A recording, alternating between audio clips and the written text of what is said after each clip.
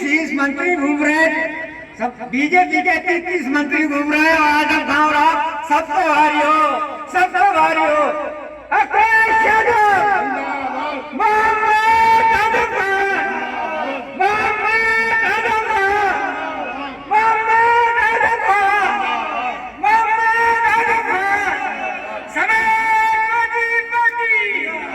भैया आवाज नहीं निकाल लिया है। Samajwadi party, Samajwadi party.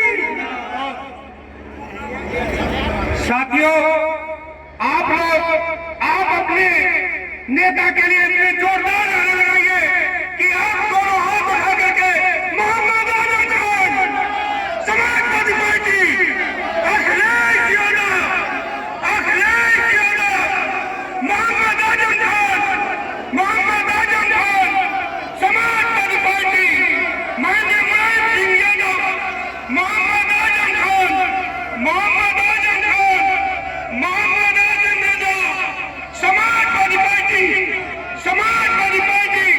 साथियों, आप दोनों हाथ उठा करके जोरदार नारे लगाइए कि माननीय आजम खान तक आपकी आवाज जानी चाहिए। Mohammad Azam Khan, Mohammad Azam Khan, Samajwadi party, Pinky Yadav, Pinky Yadav, Faheem Khan, Samajwadi party, Samajwadi party, Mohammad Azam Khan, Mohammad Azam Khan, Mohammad Asim Raza, Mohammad Asim Raza, Samajwadi party, Samajwadi party, Akhilesh Yadav, Mohammad Azam Khan, Akhilesh Yadav, Mohammad Azam Khan,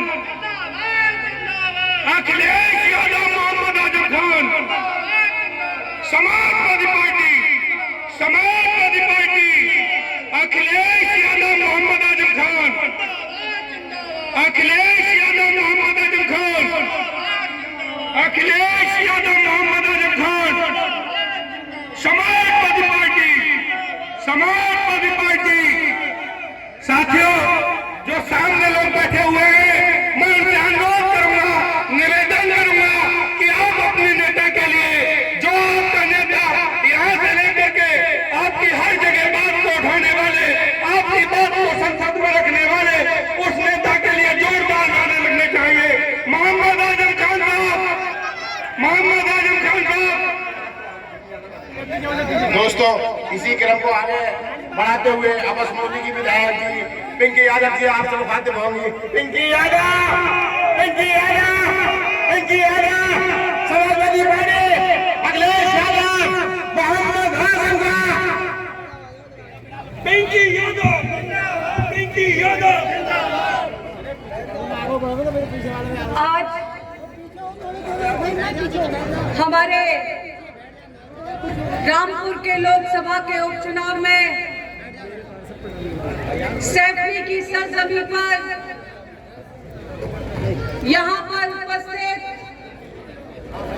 हमारे और आपके और लाखों लाखों करोड़ों लोगों के दिलों की धड़कन इस उत्तर प्रदेश और उत्तर प्रदेश के साथ साथ इस देश और इस रामपुर की तकदीर और तस्वीर बदलने वाले हमारे और आपके नेता आदरणीय मोहम्मद आजम खान साहब यहाँ मौजूद हमारे और आपके समाजवादी पार्टी के हमारे लोकसभा के प्रत्याशी आदरणीय आसिम राजा साहब यहाँ मौजूद हमारे साथ चलकर आए हमारे भाई जो संभल से जिला के समाजवादी पार्टी के जिला अध्यक्ष हैं भाई असगर अली अंसारी साहब हमारे साथ यहाँ पर और सदन में अपनी बात को बखूबी रखने वाले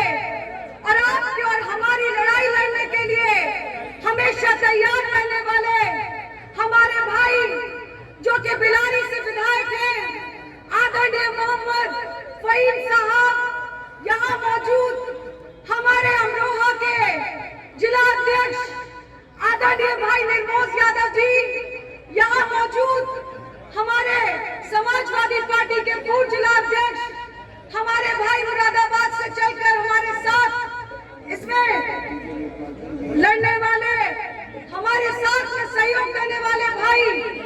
रणवीर सिंह यादव जी और हमारे बहुत ही बड़े और बुजुर्ग, और हमें उनसे कहीं ना कहीं बहुत कुछ सीखने को मिला।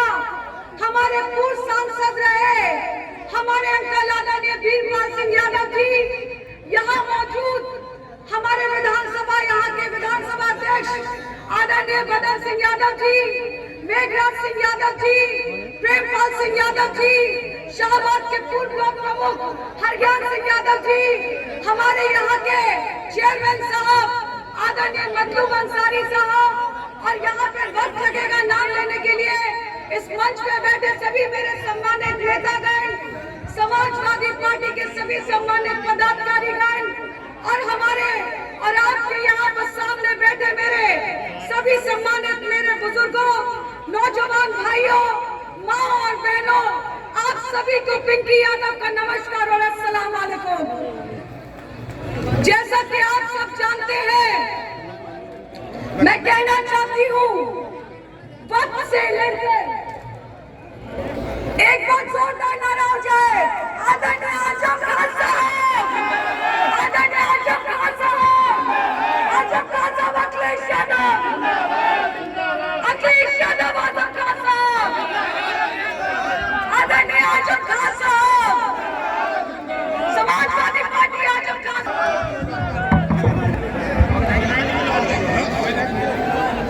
आ जाओ भैया, अपना तंत्र का माहौल ना बनाए मंच में, जो फालतू लोगों के हट जाए मंच में से। दोस्तों, जो मेहमान आए हैं उन्हीं लोगों को रहने दें मंच पे, बाकी भीड़ कम कर दें। दोस्तों, बहुत भीड़ है मंच में, बड़ी मेहरबानी होगी आप हम समझे फर्दिला जी, आली जनाब मोहम्मद आजम खान साहब हमारे बीच मोहम्मद आजम खान, मोहम्मद आजम खान, मोहम्मद आजम खान, भाई अब्दुल्ला आजम, भाई अब्दुल्ला आजम, आसिम राजा, आसिम राजा, समाजवादी पार्टी, समाजवादी पार्टी। भाइयों, दोस्तों और बुजुर्गों, बहुत कम है।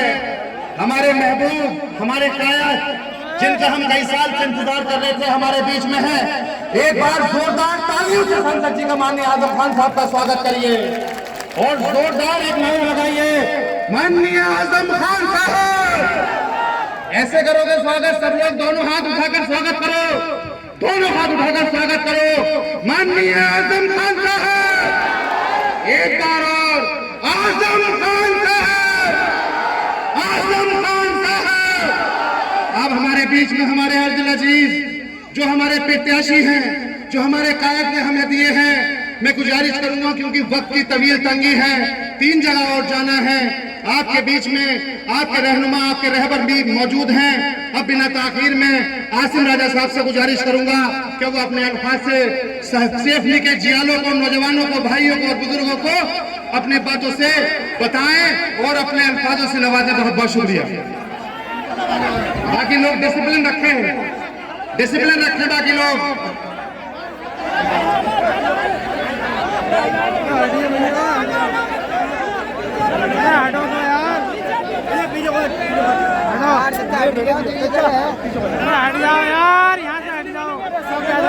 हमारे और आपके महबूब लीडर, दिलों की धड़कन, कायदे मोहतरम आली जनाब मोहम्मद आजम खान साहब, पार्टी के हम।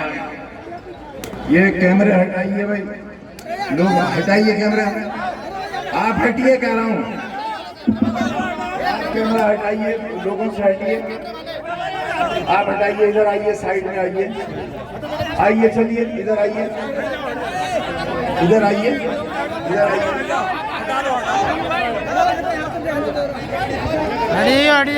आप बैठ जाए बेटा, आप बैठ जाओ, अपनी सभा क्यों खराब कर रहे हो? आप भी बैठो बेटे, बैठो, आप बैठो।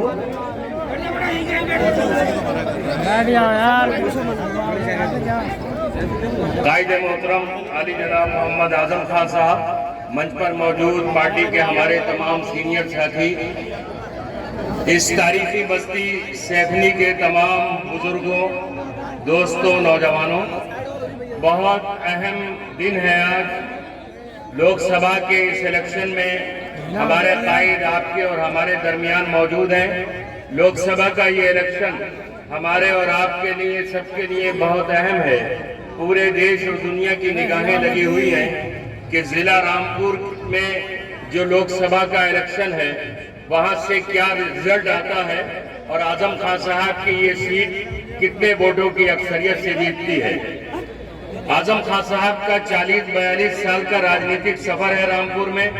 पूरे जिले के लिए, आपके लिए और हमारे लिए आली जनाब मोहम्मद आजम खान साहब ने अपना पूरा जीवन लगा दिया है। हमारे और आपके जीवन का स्तर उठाने के लिए, रामपुर की तरक्की के लिए, रामपुर की बेहतरी के लिए और गांव-गांव तक विकास की यात्रा पहुंचाने के लिए, तालीम की रोशनी पहुंचाने के लिए, हमारा और आपका मुस्तकबिल बेहतर बनाने के लिए आजम खान साहब ने जब भी सत्ता में आए हैं बेशुमार विकास के काम कराए हैं और जब सत्ता नहीं रही है तो आपके और हमारे अधिकारों के लिए, आपके और हमारे हक के लिए सड़कों पर उतरकर जद्दोजहद की है।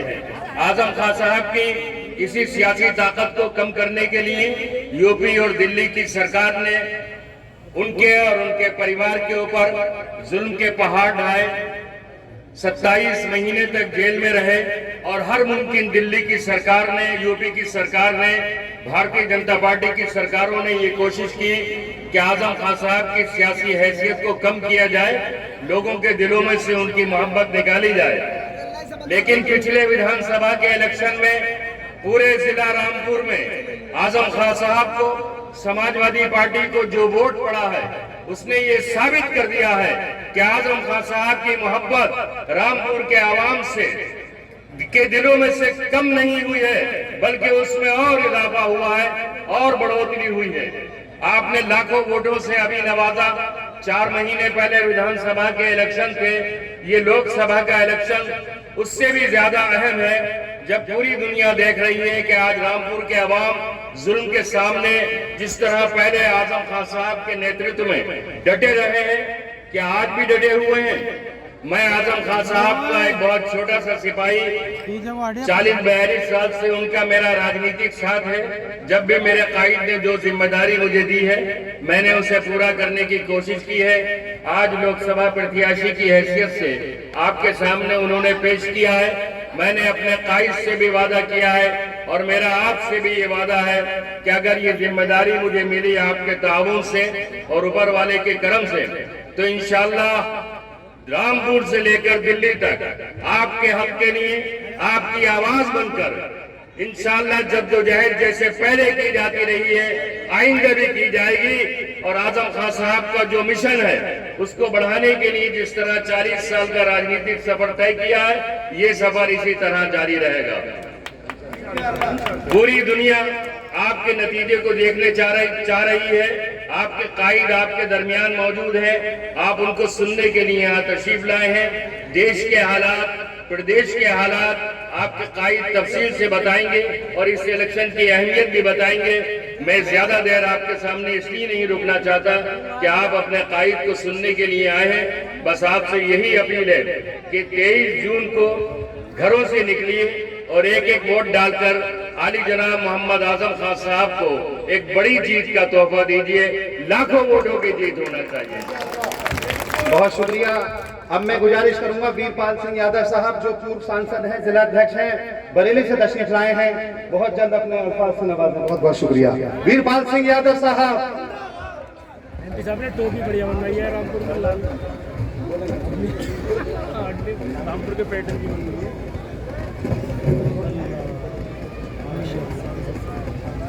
इस विशाल सभा में मौजूद आली जनाब इज्जत माफ आजम खान साहब, आप सबके प्रत्याशी और समाजवादी पार्टी के कद्दावर नेता आसिम भाई जो यहाँ से प्रत्याशी हैं, आपके पड़ोस की विधायक पिंकी यादव,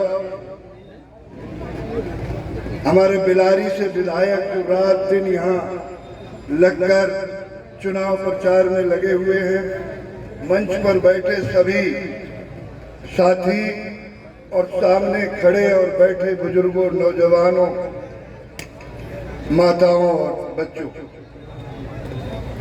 इस समय देश की हालत बद से बदतर है।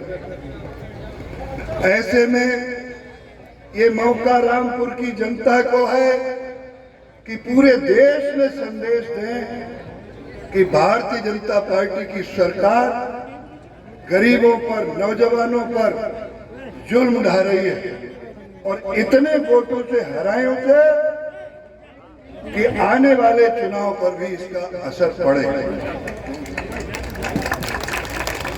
चौधरी चरण सिंह कहा करते थे कि लोक लाज से चलता है।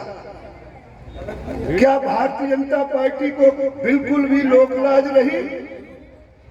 अगर जरा से भी लोक लाज होती तो ये जो आपके सामने मौजूद बैठे हैं आजम भाई, इनकी ईमानदारी, इनकी काबिलियत, इनके संघर्षों की दुनिया कायल है। बेटा बैठ जा नीचे। उन पर कोई बकरी चोरी का मुकदमा लगाया जाता? ये बिल्कुल लोकलाज खत्म हो गई है और इसका जवाब आप लोगों को देना होगा। परसों वोट पड़ेंगे। ये सही है कि जो आज मैं घूमा हूं उससे लगता है कि भारी मतों से विजयी होंगे हमारे प्रत्याशी, मगर उस दिन एक एक वोट की कीमत होगी। ये नहीं कि आप अपना वोट डाले आए और फारिग हो गए। अपने पड़ोसी को, अपने साथी को, अपने रिश्तेदार को, सबको कहो और भारी संख्या में मतदान करके हमारे प्रत्याशी को जिताकर पूरे देश को रामपुर से संदेश जाएगा। बहुत बहुत शुक्रिया। बस अब जिसका हमें इंतजार था, हमारे कायद, हमारे नेता, हमारे सरपरस्त, जो हमारे दिलों की धड़कन है और हम उनके दिलों की धड़कन है, जोरदार नारों से स्वागत करिए माननीय आजम खान साहब। और जोरदार माननीय आजम खान साहब। बैठ जाओ। बटन दबेगा।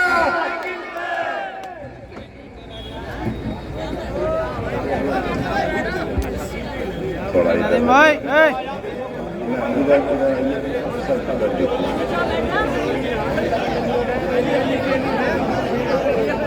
उधर पीछे नजर नहीं आ रहा है, आपकी वजह से थोड़ा इधर हो जाएगा। मुझे तो सबका ख्याल रख रहा है।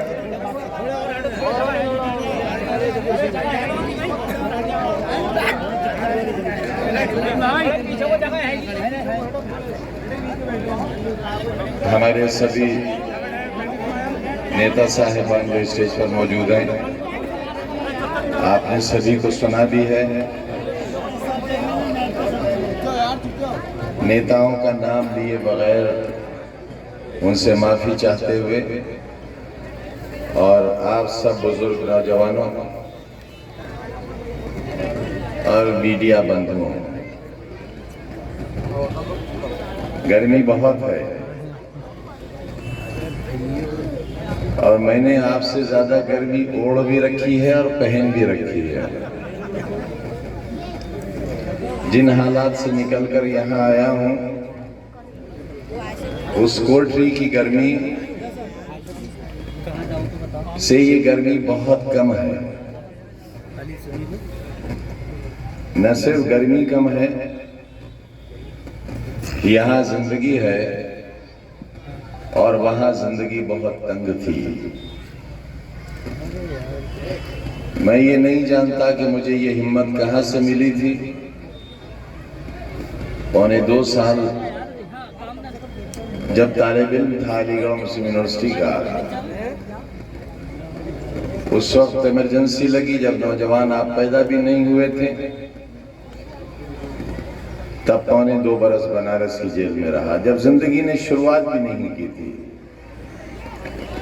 इसे हम अपनी बदनसीबी कहें या खुशनसीबी कहें कि जिंदगी शुरू हुई तब जेल के सीखचों में, और जब जिंदगी इस मकाम पर पहुंची तब उससे कहीं ज्यादा सख्त सजा हमें भुगतनी पड़ी और अभी हम बरी नहीं हुए हैं, अभी हम जमानत पर हैं। हमारे ऊपर बहुत संगीन मुकदमा है। वीरपाल भाई ने कहा, पिंकी जी ने कहा होगा, हमारे विधायक हैं बिलारी से, हम इनका नाम कम लेते हैं, इनके वालिद बहुत मरहूम से हमारी दोस्ती थी, उन्हीं की निशानी है ये हमारे पास।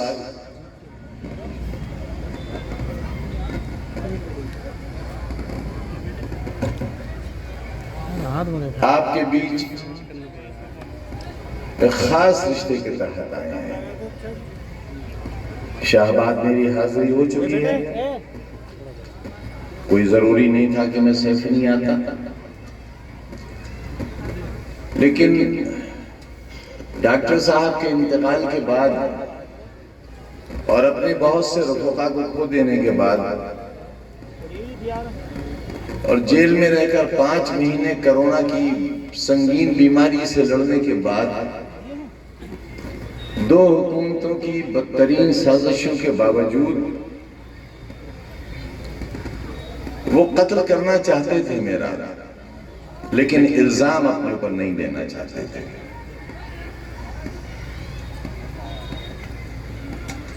कैसे जिंदा निकला हूं ये तो मालिक का करम और सुप्रीम कोर्ट की इनायत है,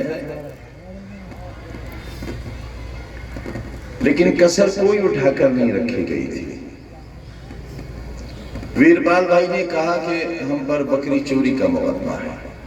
मेरे भाई, मैं आपकी मालूमात में इजाफा कर दूं, मुर्गी, बकरी, भैंस, किताब, फर्नीचर, इसकी चोरी के मुकदमे नहीं है, डकैती के मुकदमे हैं 395, जिसमें एक मुकदमे में उम्र कैद की सजा है और मुकदमे हैं लातादाद बेशुमार। हम जिंदों पर तो हैं ही, जो वालदा हमारी कब्र में है उन पर भी मुकदमे हैं। हमारी बड़ी बहन जो तकरीबन 80 साल के करीब की हैं, 5 किताबों की राइटर हैं, प्रिंसिपल से रिटायर हैं, वो मुसल्ले पर बैठी हुई थी नमाज के, दरवाजा तोड़ती हुई पुलिस घर में दाखिल हुई और उन्हें घसीट कर जीप में डालकर ले गई। मेरे सुपरिंटेंडिंग इंजीनियर भाई को 307 का मुलजिम बनाया गया। मेरे रुफका को जो आज भी जेल में हैं, मुरादाबाद की जेल में है, हमारी हिमायत करने वाले रामपुर की जेल में है, आज भी मुरादाबाद के लोग, इसी तरह उत्तर प्रदेश की मुख्तलिफ जेलों में लोग हैं हमारी गिरफ्तारी के खिलाफ एहतजाज करने वाले लोग। आपने कहा कि लोक लाज, पैगंबर इस्लाम को अपशब्द कहने वाले एक मजहब के पेशवा की मजहबी तौहीन करने वाले, इनसे अगर आप लोक लाज की उम्मीद करते हैं तो ये गलती उनकी नहीं, गलती हमारी और आपकी है।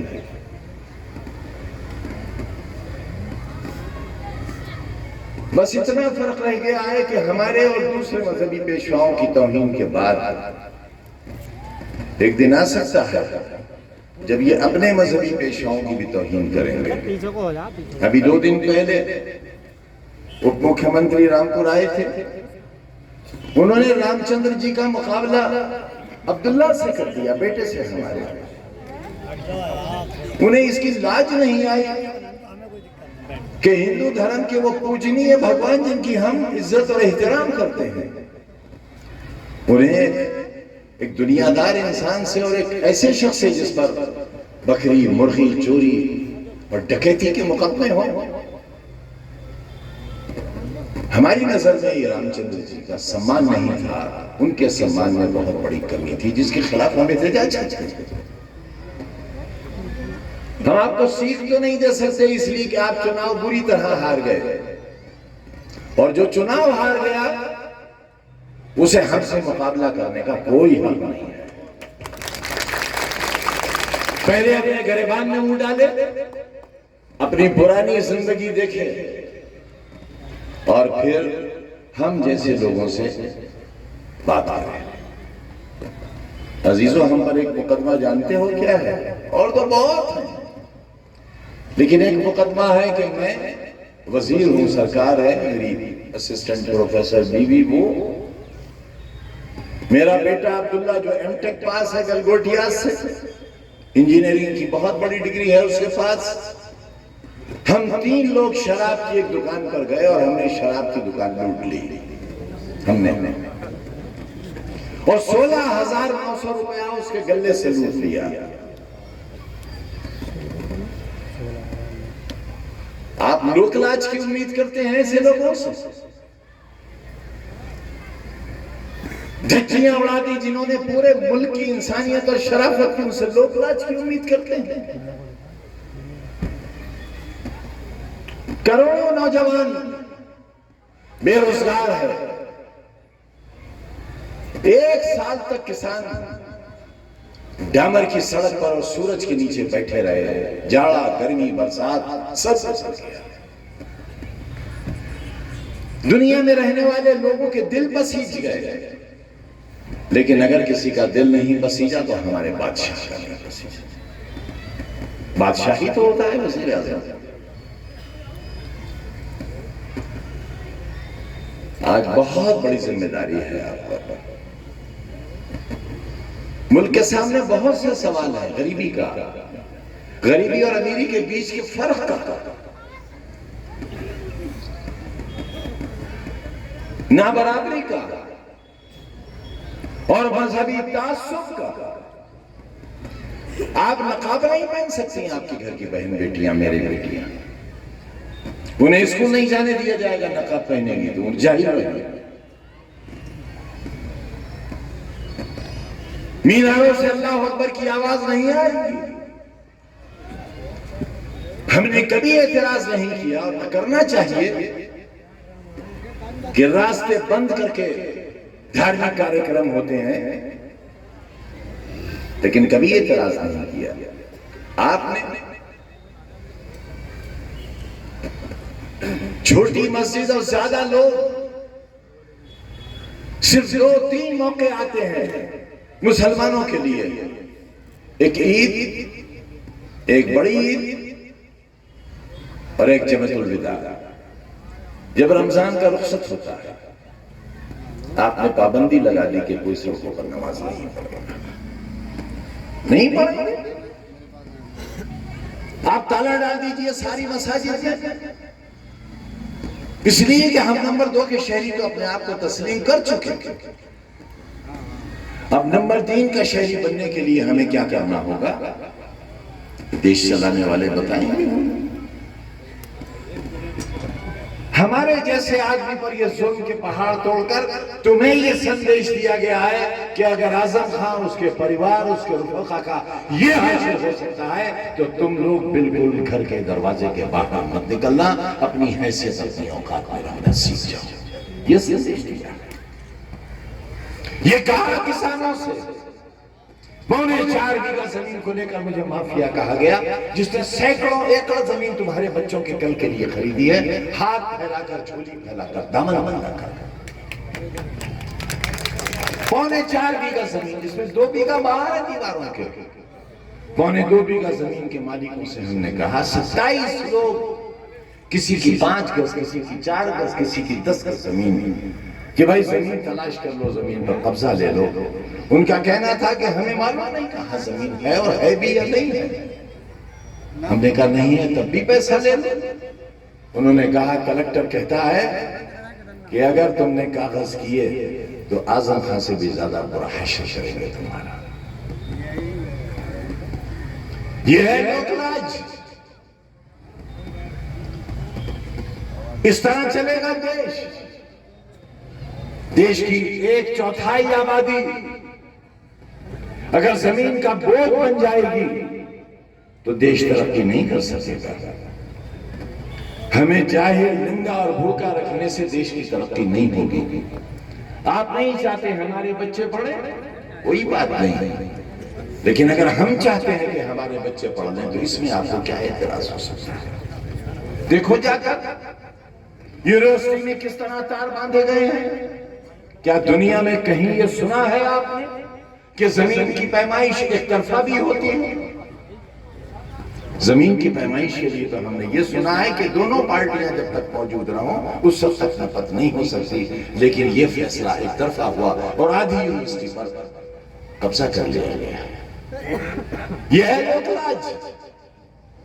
बेटी पढ़ाओ बेटा पढ़ाओ, बेटी बढ़ाओ बेटा बढ़ाओ, यह है नारा। सबका साथ, सबका विकास, सबका विश्वास, यह है हमारे साथ सच। हमें कहने भर की इजाजत तो होना चाहिए। इनमें से कोई भी मेरे मजहब का नहीं है। पिंकी साहिबा तो न मेरे धर्म की न मेरी जात की। जो लोग यहाँ चुनाव लड़ा रहे हैं इनमें बेशतर लोग न मेरे धर्म के न मेरे जात के। शाहबाद के ज्यादातर वोटर न मेरे धर्म के न मेरी जात के, लेकिन साथ थे, हमारे साथ हैं और उम्मीद करते हैं कल भी हमारे साथ होंगे। सुप्रीम कोर्ट ने जो फैसला दिया हमारे हक में, जज साहब ने कहा कि 1 या 2 मुकदमे तो सच्चे हो सकते हैं। 3 जजेस बेंच में एक जज साहब ने कहा कि 1 या 2 मुकदमे तो सच्चे हो सकते हैं, लेकिन 90 मुकदमे सच्चे नहीं हो सकते। उस दिन मेरे चेहरे पर जो कालक लगाई गई थी, मुझे माफिया कहकर। गृह मंत्री जी, मुझे आपसे कोई शिकायत नहीं है, क्योंकि आपसे शिकायत करूंगा तो आप एक मुकदमा और कायम कर देंगे, 2 कर देंगे, 5, 10 कर देंगे। मैं कहां तक जमानत लेकर आऊंगा, कहां तक मुकदमे लड़ूंगा? लेकिन आपकी इंटेलिजेंस से मुझे जरूर शिकायत है।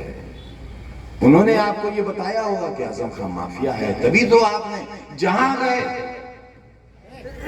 माफिया में पहला आजम खान का नाम, उसके बाद मुख्तार अंसारी का नाम और उसके बाद अतीक अहमद का।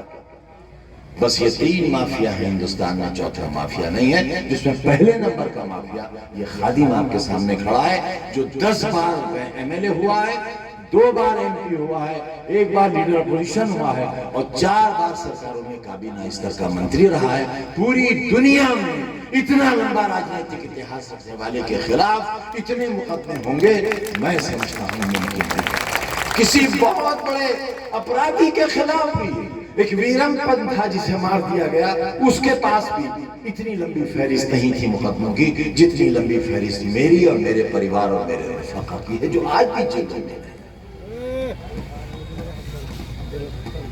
इंसाफ नहीं मांगोगे किससे? ऊपर वाले से, उसी से मांगा हमने, और किसी का एहसान नहीं है हमारी रिहाई में सिवाय करम खुदाबंदी के और सुप्रीम कोर्ट के। किसी का एहसान नहीं। हमारे वकीलों ने भी जान की बाजी लगा दी थी, पूरी ताकत लगा दी थी। आपसे एक वायदा लेने आए हैं, जिंदा लौटे हैं इसलिए वायदा ले रहे हैं। उम्मीद नहीं थी हमें बाहर आने की। अब्दुल्ला के रिहा होने के बाद और हाई कोर्ट के बड़े खतरनाक फैसलों के बाद, जिसमें हमारी जमानतों को खारिज किया गया था, हम ये समझते थे कि अब शायद हम कभी बाहर नहीं आ सकेंगे।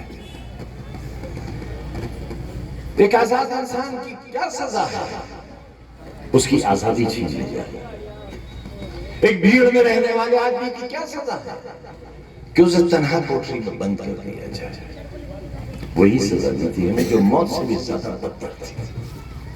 5 महीने तक हम कोरोना के मरीज रहे और जिस कमरे में हम दाखिल थे उस कमरे के बाहर 1 कदम रखने की हमें इजाजत नहीं थी। वहां भी 4 पुलिस वाले उस दरोगा साहब बैठे रहते थे। 7:30 बजे हमारी कोठरी में डबल लॉक लगा दिया जाता था और सुबह 6:30 बजे खुला जाता था और बहुत थोड़ी सी रिहाई की जगह थी। सड़ी हुई दाल के पानी से हम रोटी खाते थे, जिंदा लाश थे। जीने की ख्वाहिश भी खत्म सी हो गई थी, क्योंकि रिहाई की उम्मीद बाकी नहीं थी। ऐसे में मैं आपके सामने हूं, मुझे खुद भी अपने पर भरोसा नहीं होता कि मैं आपके बीच हूं और आप मेरे सामने हैं। ऐसा ही हिंदुस्तान होगा। इसीलिए 1947 में हमारे अजदाद ने पाकिस्तान को नहीं हिंदुस्तान को पसंद किया था, क्योंकि ये हमारा वतन था, वतन है, उसकी सजा है। हम तो समझते थे कि हिंदुस्तान में रहने का इनाम मिलेगा, पाकिस्तान के खिलाफ लड़ने वाली फौजों में हिस्सेदारी होगी हमारी, और यहाँ की सियासत में पाकिस्तान का जवाब देने के लिए हिंदुस्तानी मुसलमानों से काम लिया जाएगा। मगर हमें तो पार्लियामेंट में भी पाकिस्तानी एजेंट के नारे लगाकर कहा वापस जाओ। विधानसभा में 40 साल तक हम यही सुनते रहे, पाकिस्तानी एजेंट वापस जा, देशद्रोही, देश के गद्दार वापस जा। वफादार तो वो लोग हैं जो सिर्फ बीजेपी का एजेंडा मानते हैं, बाकी कोई वफादार नहीं है। मैं कैसे हो सकता हूं जब ये लोग नहीं है? ऐसे में कुछ फैसला तो लेना है, फैसला भी लेंगे। अगर कोई ऐसा वक्त आता है तो फैसला भी लेंगे, किसी के नुकसान का नहीं, अपने आप को बचाने का फैसला। क्योंकि अब राहें बहुत तंग हो गई है, अग्निपथ है, जो रास्ता है उस पर आग है। अग्निपथ क्या नाम दे दिया केंद्र सरकार ने? अग्निपथ, आग का रास्ता।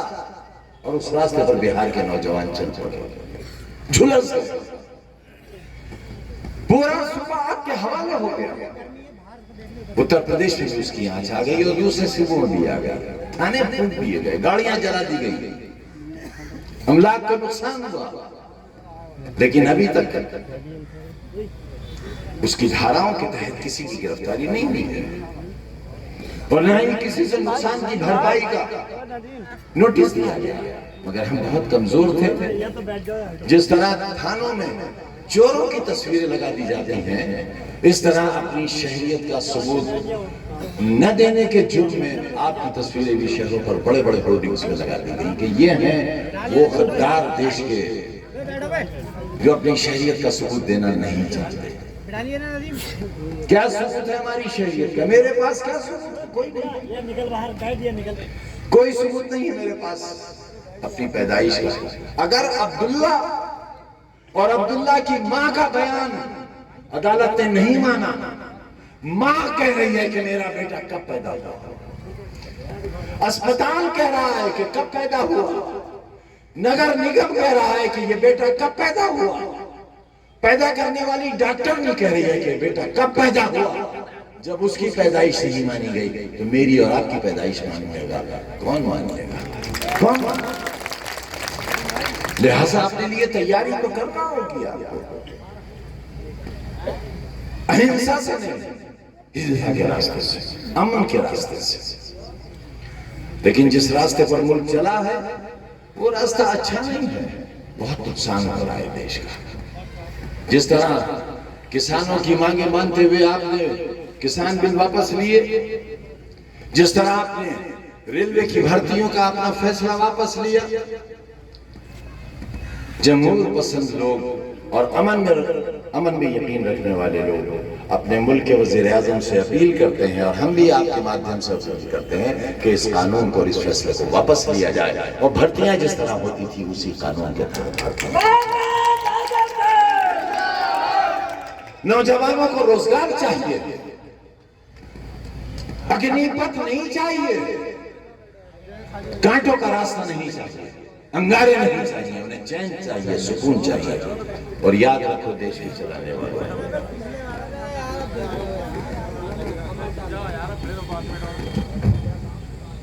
कभी आग से आग नहीं बुझती, कभी सैलाब को पानी से नहीं रोका जाता, कभी नफरत को नफरत से नहीं मिलाया जा सकता। आग बुझाने के लिए आप जानते हो फायर ब्रिगेड आती है, पानी आता है, और नफरत को मिटाने के लिए सिवाय मोहब्बत के और कोई दूसरा रास्ता नहीं है। पैगंबर इस्लाम की शान में तौहीन करके, मेरे प्यारे नबी की शान में तौहीन करके और तौहीन करने वाले के खिलाफ कोई कार्रवाई न करके आपने हमारे साथ तो बुरा किया ही है, अपने धार्मिक पेशवाओं के साथ भी इंसाफ नहीं किया। क्योंकि आज हमें गाली मिल रही है, कल जब आपको गाली मिलेगी तो आपसे बर्दाश्त नहीं होगा। हम नहीं देंगे, हम नहीं देंगे। आप उठाकर देख लीजिए, अब से 10 साल पहले की फिल्में क्या होती थी, कितना मजाक धर्म का और धर्म के लोगों का उड़ाया जाता था। हाउसफुल होते थे, धर्म का मजाक उड़ाने वाले दौलत कमाया करते थे। सोच बदली है, फिल्में बनाने के तरीके बदले हैं। हम कल भी वैसे ही थे, हमने कल भी किसी की तौहीन नहीं की, हम आज भी वैसे ही हैं और इंशाअल्लाह हम कल भी वैसे ही रहेंगे। लेकिन आपको ये बताना चाहते हैं कि जो दरवाजा आप खोल रहे हैं, ये दरवाजा आपके लिए बहुत घाटे का दरवाजा है। विश्वगुरु बनेंगे आप, हमारे पैगंबर को तौहीन करके आप विश्वगुरु कैसे बनेंगे? हाँ, हमें साथ लेकर हमारा दिल जीत गया, हमारे कानून शरीयत से खिलवाड़ न करके, हमारी इबादत गाहों से और हमारे अकीदे से खिलवाड़ न करके यकीनन आप इस रास्ते पर चल सकते हैं। लेकिन हमारे साथ नाइंसाफी करके आप विश्वगुरु हो, ऐसा मुमकिन नहीं है। मैं आपके आने को अपने लिए बहुत ही इज्जत का बायस समझता हूं। मैं तो समझ रहा था एक अपराधी, एक मुजरिम, एक माफिया आपके बीच आ रहा है। पता नहीं आप उसकी शक्ल देखना भी चाहेंगे या नहीं देखना चाहेंगे, मगर आप इतनी बड़ी तादाद में आए हैं। मेरी पिछड़ी जात के लोग आए हैं, मेरे जाटो भाई आए हैं। मैं उन सबसे ये कहना चाहता हूं, अपने जाटो भाइयों से, वाल्मीकियों से, कि मैं अपने ईमान को सामने रखकर कहता हूं, अपने अल्लाह को सामने रखकर कहता हूं, उसके प्यारे नबी और उनके उसूलों को सामने रखकर कहता हूं कि इस्लाम इंसानी तफरके के सख्त खिलाफ है।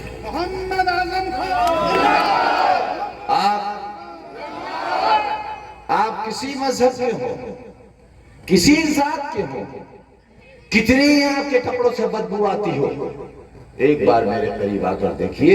अगर मैं आपको अपने सीने और अपने दिल से न लगाऊं तो फिर कभी मेरी शक्ल देखना मत।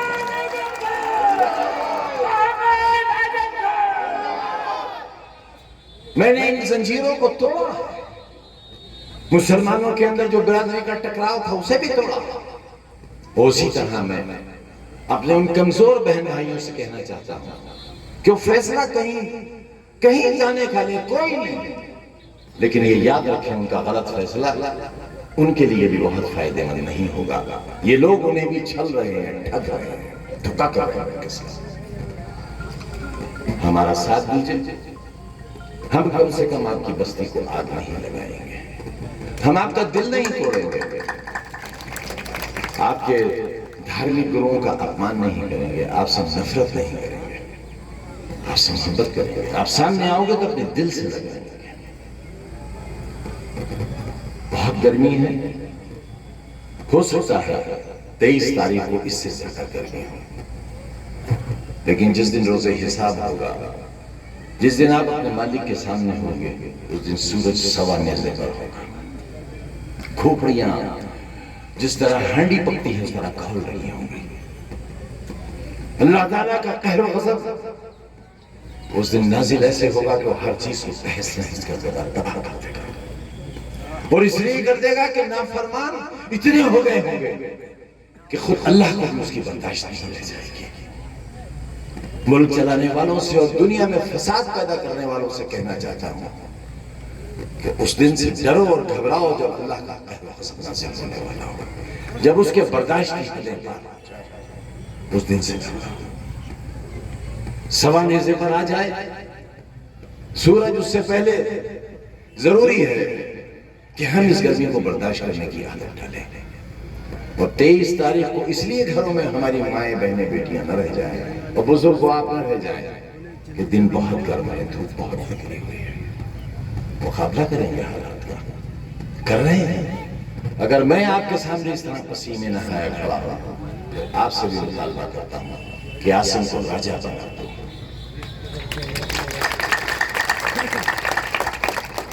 कोई वोट घर में ना रहे। मुकाबला बहुत सख्त है। अगर आप ये समझ रहे हैं कि मुकाबला वैसा ही है जैसा मेरे चुनाव में था, वैसा नहीं है। उन्हें अंदाजा नहीं था कि मैं इतने वोटों से जीतने जा रहा हूं। 3.5 लाख वोटों से जीतने वाला था, लेकिन उस वक्त के कलेक्टर ने जितनी नाइंसाफी हो सकती थी उतनी की, उसके बावजूद जो नहीं। और अब होशियार रहना, रामपुर को बर्बाद करके गया है, रामपुर को लूट के गया है, आज भी लूट रहा है। सबूत है हमारे पास, लेकिन सबूत पेश करने का वक्त नहीं है। आएगा कभी और। सियासत से नहीं मालूम कब क्या हो जाए। मिसेस इंदिरा गांधी का भी डंका बजता था। 50 साल तक एक छत्र राज किया, लेकिन आज उत्तर प्रदेश में कांग्रेस का कोई नाम लेने वाला भी नहीं है। तो ऐसा नहीं है कोई इजारादारी या कोई ठेकेदारी ले ली है भाजपा ने, लेकिन मुकाबला सख्त है। और मुकाबला इसलिए सख्त है कि मशीनें आ गई हैं हमारी इत्तला, मशीनें आ गई हैं बदलने के लिए। और इसलिए इस पर भरोसा है कि रामपुर में 5 सीटें हैं। मौजूदा कमिश्नर 2 जगह पर गया था, एक बिलासपुर गया, दूसरा शाहबाद। मैं सच कह रहा हूं, कमिश्नर की हैसियत में उसका यह काम नहीं था। यह काम यहां के कलेक्टर का था, डीएम का था, इलेक्शन कमीशन से जो लोग आए हुए उनका था। लेकिन पूरी कमिश्नरी को छोड़कर सिर्फ 2 जगह आया और वो दोनों जगह हार गई। 3 सीटों पर नहीं गया बाकी की, लेकिन 2 जगह गया। अगर वो इन 3 पर भी आता तो हो सकता था ये 3 भी हार जाता, लेकिन 2 पर गया, वो दोनों सीटें हार गई। अब ऐसा मत होने दें। जब मशीनें गाड़ी में रखी जा रही हो, गाड़ी की तलाशी लेना कि पहले से तो इससे मशीनें नहीं हैं, और मोटरसाइकिल गाड़ी के पीछे लगा देना, क्योंकि हो सकता है रात में गाड़ी रोक कर ये मशीनें बदल दें। बदलने मत देना मशीनें, और मंडी तक गाड़ी के साथ चले आना। इंशाल्लाह ये कर लोगे तो कम से कम 1.5 लाख वोट सक्सेसफुल।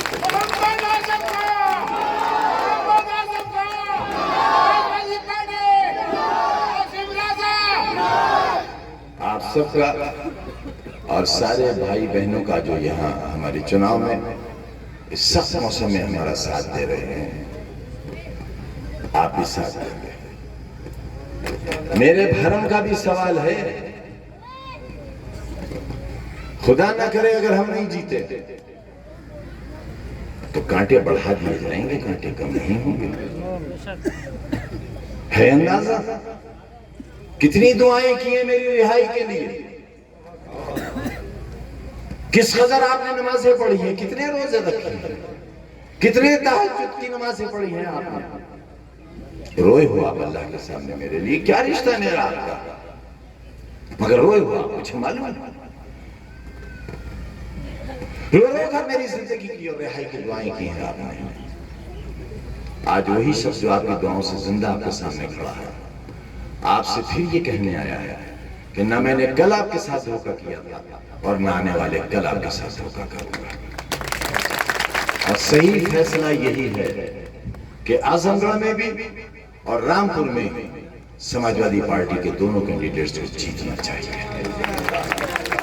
कोई सरकार पे फर्क नहीं पड़ेगा, लेकिन हमारी गैरत का हिसाब होना है कि हमारे अंदर कितनी हिस्स बाकी है, कितनी गैरत बाकी है, और इस जुल्म के खिलाफ हम कुछ कर सके या ना कर सके, एक बटन दबाने की हैसियत जरूर होती है। रामपुर आजमगढ़ के लोग बाकी के हिंदुस्तान को एक संदेश देंगे कि इतने जुल्म के बाद भी हमने जालिम का साथ नहीं दिया। हो सकता है तुम्हारा ये फैसला देकर बाकी हिंदुस्तान के लोग भी तुम्हारे पीछे चल रहे हैं। बहुत शुक्रिया। मोहम्मद आजम खान, मोहम्मद आजम खान, फाइल विधायक, फाइल विधायक, आशिक राजा, आशिक राजा, समाजवादी पार्टी, समाजवादी पार्टी।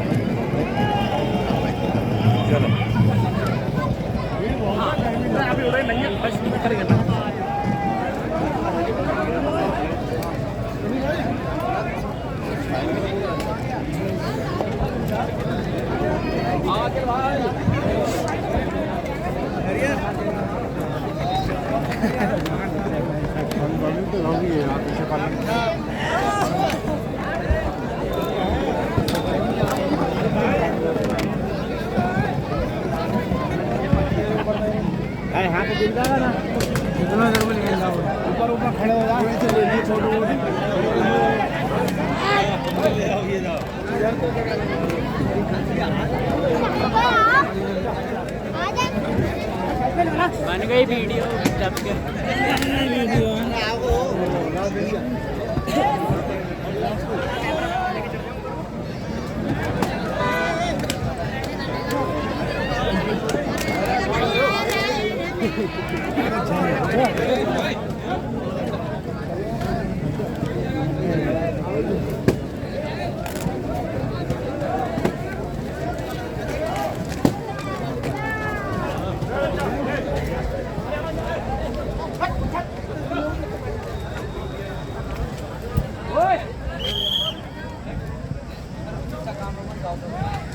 भीड़ होगा क्या बात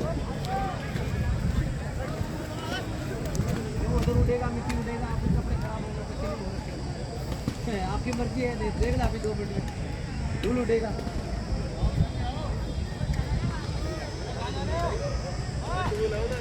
हेलो और भी आएंगे उधर क्या करेगा धूल खाएगा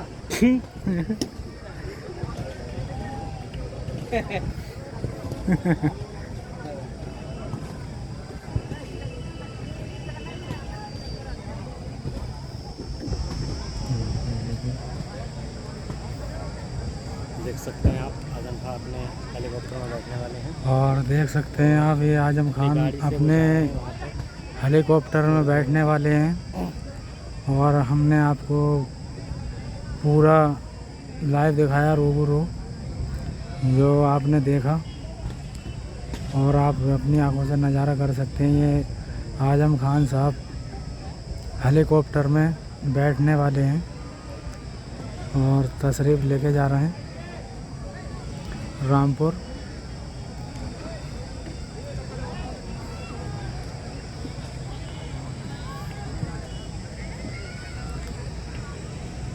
और यहाँ पर पब्लिक का नज़ारा भी देख सकते हैं आप कितनी पब्लिक है।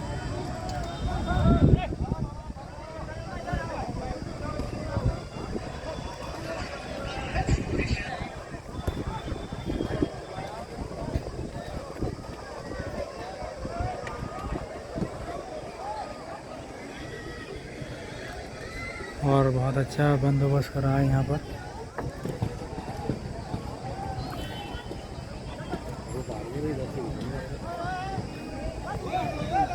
इधर थोड़ी ठंड है।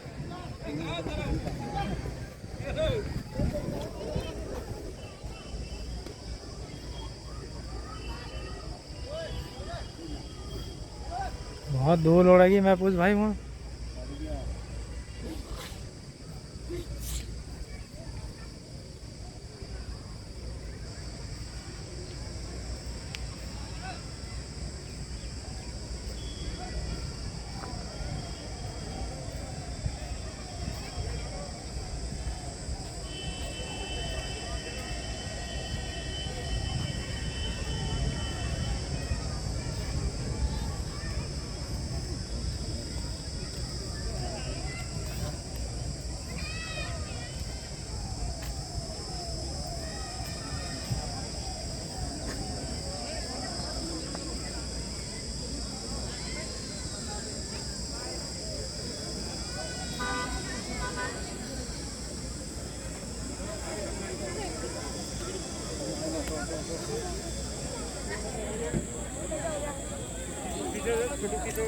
अभी धूल उड़ेगी पीछे हो।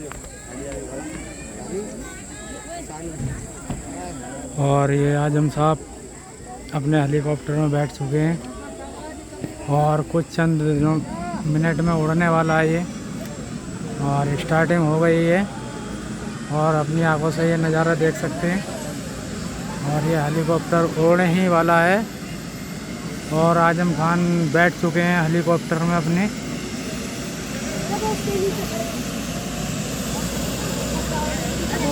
ओए हिला मत दी। और ये देख सकते हैं आप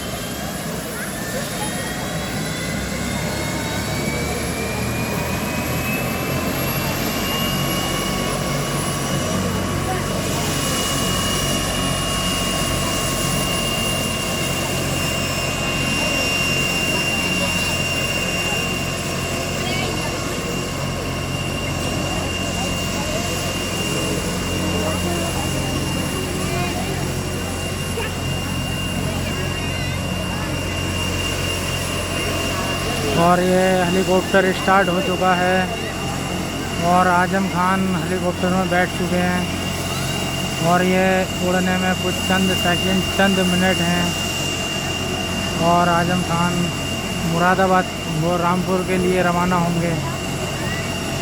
और ये हेलीकॉप्टर में आए थे ये और हेलीकॉप्टर में ही जा रहे हैं और रामपुर के लिए रवाना होंगे आजम खान। और अपनी आंखों से देख सकते हैं ये।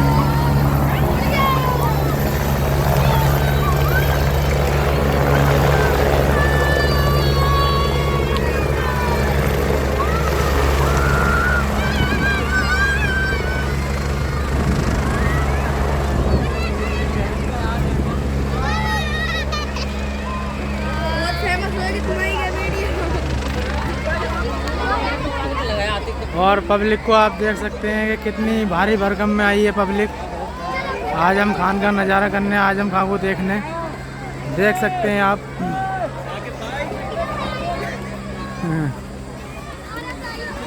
तुम्हारा किस नाम का चैनल? SPL। और ये आप देख सकते हैं कितनी पब्लिक भारी तादाद में आई हुई है यहाँ पर। और आजम खान रवाना हो चुके हैं अब और इस तरह हेलीकॉप्टर में बैठ कर रवाना हो गए आजम खान हमारे। और इस तरह से पब्लिक का नज़ारा आप देख सकते हैं, कितनी सारी पब्लिक आई हुई है और दर्शक खूब आए हुए हैं यहाँ पर, भारी तादाद में आए हुए हैं लोग यहाँ पर। देख सकते हैं आप वीडियो बना ली मेरी नज़ारा देख सकते हैं आप पूरे ग्राउंड का। और ये ईदगाह ग्राउंड में मैं बता दूं, ईदगाह ग्राउंड में ये हेलीकॉप्टर उतरा था आजम खान का। आजम खान जो उतरे थे ईदगाह ग्राउंड में उतरे थे और स्टेज बनाया गया था हमारे बूढ़े से बाबा दरगाह पे बूढ़े से बाबा की। देख सकते हैं आप कितनी पब्लिक है यहाँ पर। और अब तक के लिए खुदा हाफिज़, सब्बा खैर सबको।